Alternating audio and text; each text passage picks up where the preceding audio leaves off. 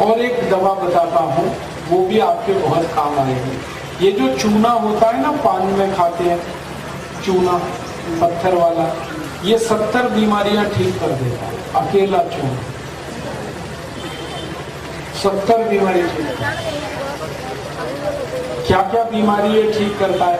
जैसे किसी को पीलिया हो जाए, जॉन्डिस, है ना, उसकी सबसे अच्छी दवा है चूना। गेहूं के दाने के बराबर चूना गन्ने के रस में मिला के पिलाओ, जिसको पीलिया हो, बहुत जल्दी ठीक कर देता। और यही चूना जो है ना, नपुंसकता की सबसे अच्छी दवा है। अगर किसी को नपुंसकता है, इम्पोटेंसी है, पुरुष के वीर्य में शुक्राणु बिल्कुल नहीं है, आप उसको चूना खिलाते हो गन्ने के रस में, 1.5 साल में भरपूर शुक्राणु बनने लगते हैं। माताओं के लिए भी बहुत काम का है। जिन माताओं के शरीर में अंडे नहीं बनते, उनकी बहुत अच्छी दवा है ये चूना। और ये चूना बच्चे लोग सब सुने, विद्यार्थी, आपको अगर लंबाई बढ़ानी है तो चूना खाओ, लंबाई बहुत बढ़ती है। कैसे खाएंगे? गेहूं के दाने के बराबर चूना रोज दही में मिला के खाओ, और दही नहीं है तो दाल में मिला के खाओ, दाल नहीं है तो पानी में मिला के दाल नहीं है तो पानी में मिला के पानी पी लो, चूना खाओ, लंबाई बढ़ेगी। और लंबाई तो बढ़ेगी, स्मरण शक्ति बहुत अच्छी हो जाती है चूने से, याद बहुत रहता है।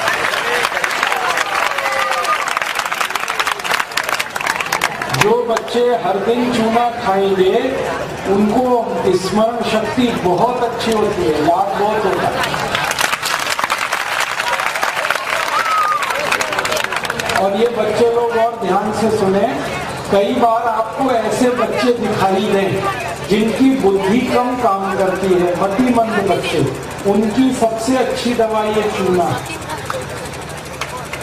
जो बच्चे बुद्धि से कम है, जिनका दिमाग कम चलता है, देर में काम करते हैं, देर में सोचते हैं, हर चीज उनकी स्लो है, वो सभी बच्चों को चूना खिलाइए, बहुत अच्छे हो जाएंगे।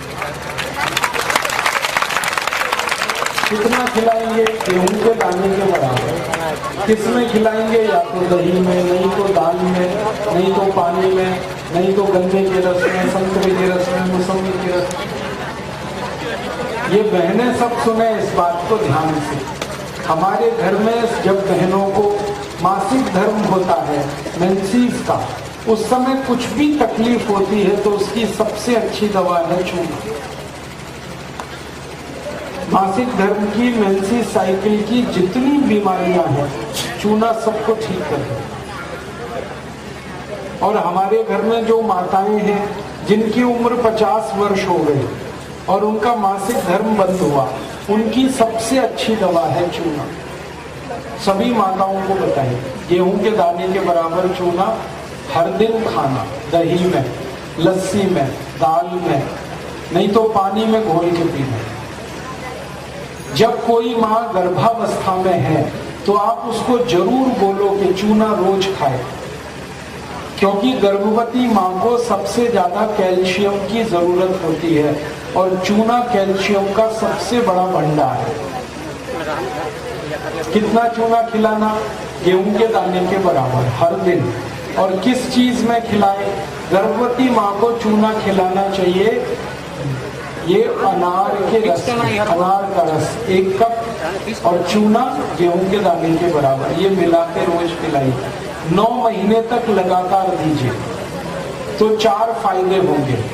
पहला फायदा होगा कि माँ को बच्चे के जन्म के समय कोई तकलीफ नहीं होगी और नॉर्मल डिलीवरी होगा। दूसरा, बच्चा जो पैदा होगा वो बहुत हष्ट-पुष्ट और तंदुरुस्त होगा, बहुत हेल्दी बेबी होता है। तीसरा फायदा, वो बच्चा जिंदगी में जल्दी गंभीर बीमार नहीं पड़ता जिसकी माँ ने चूना खाया। और चौथा सबसे बड़ा लाभ है, वो बच्चा बहुत होशियार होता है, बहुत इंटेलिजेंट होता है।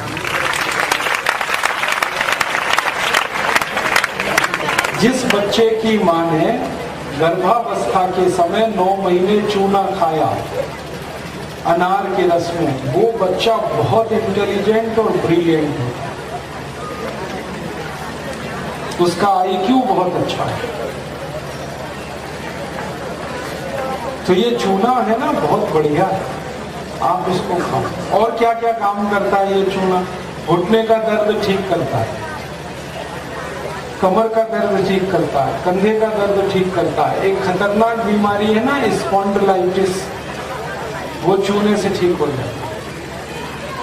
कई बार हमारी जो रीढ़ की हड्डी है, इसके जो मनके होते हैं ना, इनमें दूरी बढ़ जाती है, गैप आ जाता है, ये चूना ही ठीक करता है। फिर इसको रीढ़ की हड्डी की सब बीमारियां चूने से ठीक है।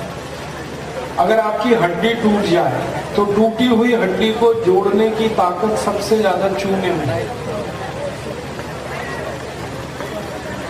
चूना खाओ, बहुत अच्छा। समय सुबेरे खाली पेट है जी। हाँ करते हैं ना। और बताता हूं आपको, मुंह में ठंडा गर्म पानी लगता है तो चूना खाओ, बिल्कुल ठीक हो जाए, तुरंत ठीक हो। मुंह में छाले हो गए हैं, चूने का पानी पियो, तुरंत ठीक हो। ये जो चूना है तब जरूर लेना जब खून कम हो जाए शरीर में, एनीमिया है, खून की कमी है, उसकी सबसे अच्छी दवा है ये चूना। चूना पीते रहो गन्ने के रस में या तो संतरे के रस में, नहीं तो सबसे अच्छा है अनार के रस में। अनार के रस में चूना पिए, खून बहुत बढ़ता है, बहुत जल्दी खून बढ़ता है। 1 कप अनार का रस गेहूं के दाने के बराबर चूना। आपके शरीर में है नहीं, सुबह खा लीजिए, सुबह खा लीजिए।